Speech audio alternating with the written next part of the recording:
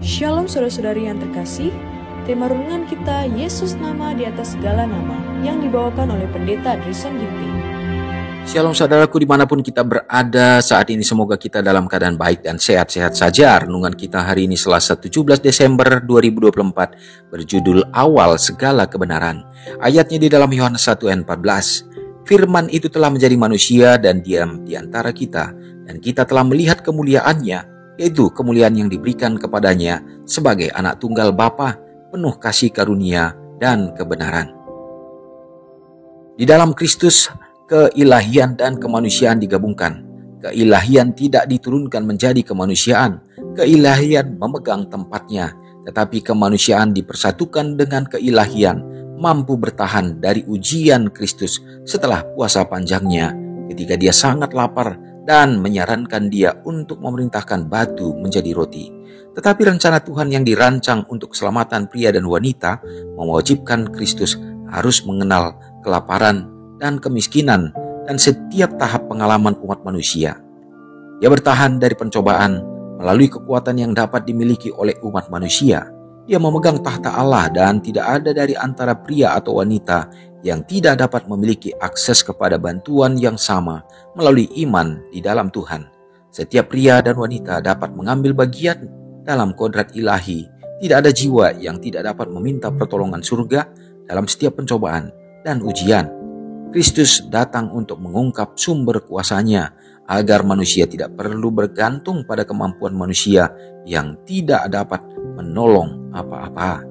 Mereka yang ingin menang harus mempertaruhkan setiap kekuatan diri mereka. Mereka harus bergumul di atas lutut mereka di hadapan Tuhan untuk kekuatan ilahi. Kristus datang untuk menjadi teladan kita dan untuk memberitahukan kepada kita bahwa kita dapat mengambil bagian dalam kodrat ilahi dengan cara bagaimana? Dengan melepaskan diri dari kebobrokan dunia ini dan muncul melalui hawa nafsu. Iblis tidak menang atas Kristus. Dia tidak menginjakkan kakinya ke atas jiwa penebus. Dia tidak dapat menyentuh kepala sekalipun berhasil melukai tumit. Kristus melalui teladannya sendiri membuktikan bahwa setiap pria dan wanita dapat berdiri teguh dalam integritas. Manusia dapat memperoleh kekuatan untuk melawan kejahatan, kekuatan yang tidak dapat dikuasai oleh bumi, maut, maupun neraka. Suatu kuasa yang akan menempatkan mereka di mana mereka dapat menang seperti Kristus menang.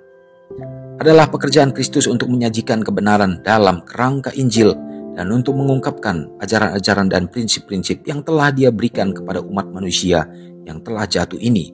Setiap pemikiran yang disajikan adalah miliknya sendiri. Dia tidak perlu meminjam pemikiran dari siapapun karena Dia adalah awal segala kebenaran. Dia dapat menyajikan pemikiran-pemikiran para nabi dan filsuf dan mempertahankan keaslian yang daripadanya, karena semua kebijaksanaan adalah miliknya. Dia adalah sumber mata air dari semua kebenaran.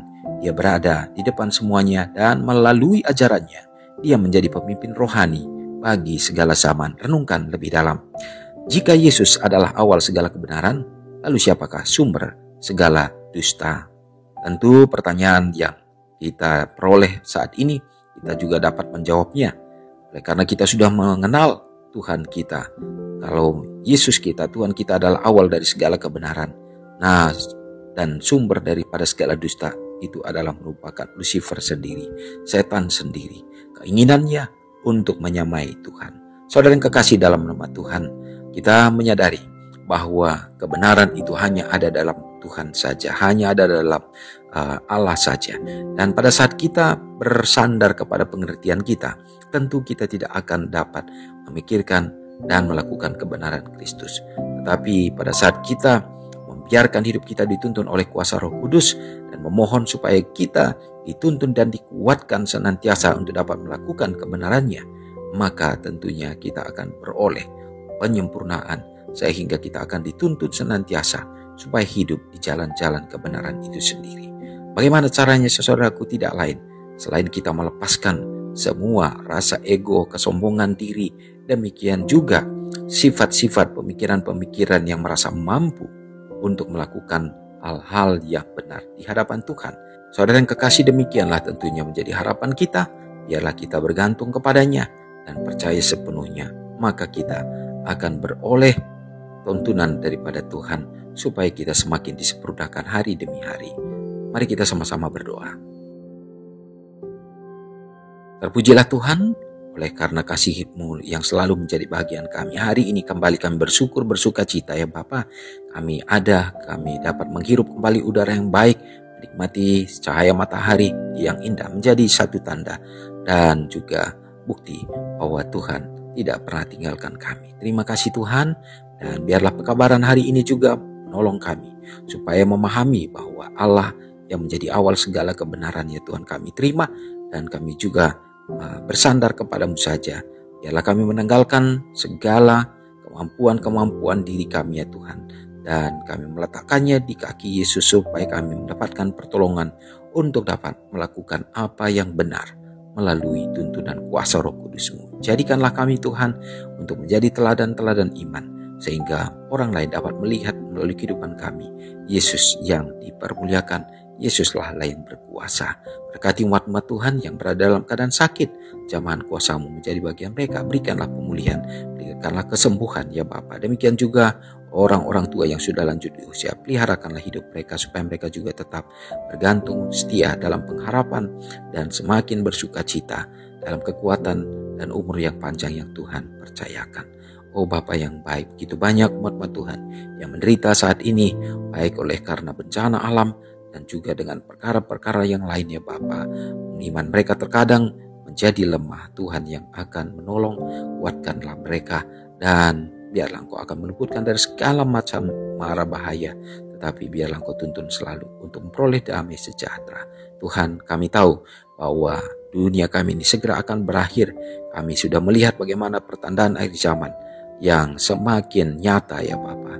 Biarlah Tuhan mempersiapkan hati dan pikiran kami supaya selalu memandang berpengharapan kepadamu. Bapa di sorga, bukakan tingkap langit bagi umat-umat Tuhan dalam segala usaha dan pekerjaan yang dilakukan sepanjang hari ini, supaya semuanya dapat menghasilkan. Terpujilah Tuhan, semoga berkat yang sama menjadi bagian kami. Ampuni dosa kami Tuhan, doa ini hamba serahkan hanya dalam nama Yesus yang sudah menjadi juru selamat kami. Amin. Selamat pagi, selamat beraktivitas, Tuhan Yesus memberkati. Ingatlah Matius 5 ayat 13-16. Biarlah kamu menjadi garam yang mengasinkan dan terang yang menyinari kehidupan orang lain. Jangan lupa subscribe, like, dan share ke seluruh dunia.